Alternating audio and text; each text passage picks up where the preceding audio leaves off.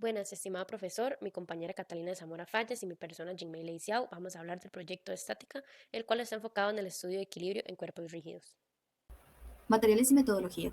A partir de los siguientes materiales mostrados, se realizó el montaje del modelo experimental para medir la fuerza de tensión en la repisa, a partir de dos maderas, dos argollas, un resorte, dos cuerdas y dos bisagras. Luego de obtener los materiales necesarios, se procedió a caracterizar el resorte para determinar su constante y de esta manera poder realizar los cálculos más adelante.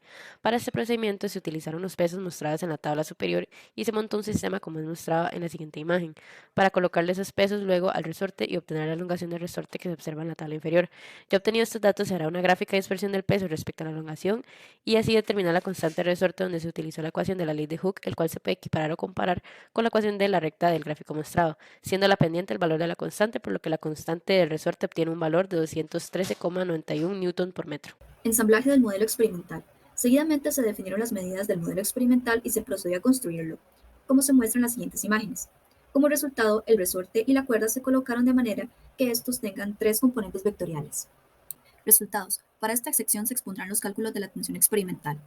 Para los cálculos de la tensión experimental, como se muestra en el siguiente video, se procedió a realizar 5 mediciones con distintos pesos en posiciones específicas de la repisa, para luego medir el cambio de elongación en el resorte.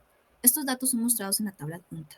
Una vez obtenidos, se aplica la ley de Hooke con la constante calculada anteriormente, dando como resultado las tensiones mostradas con su respectiva incertidumbre. Resultados. Para esta sección se expondrán los cálculos de la tensión experimental. Para los cálculos de la tensión experimental, como se muestra en el siguiente. Para el cálculo de la tensión teórica se analizó el sistema experimental construido y por medio de los conocimientos vistos en el curso de estática, como el análisis de las fuerzas presentes en el sistema y las reacciones de los soportes, se obtuvo una expresión en términos del peso añadido y la posición en la que se colocan estos pesos adicionales, el cual esta expresión se puede observar en la presentación. Ya hecho las mediciones necesarias, se observa en la tabla superior donde se muestran las posiciones en el eje Z, en donde se colocaron estos pesos adicionales en la repisa, y en la tabla inferior se muestran las tensiones teóricas obtenidas al evaluar los datos necesarios en la expresión calculada. Por lo tanto, la tensión teórica obtiene un valor de 11,17 newtons para un peso de un kilogramo.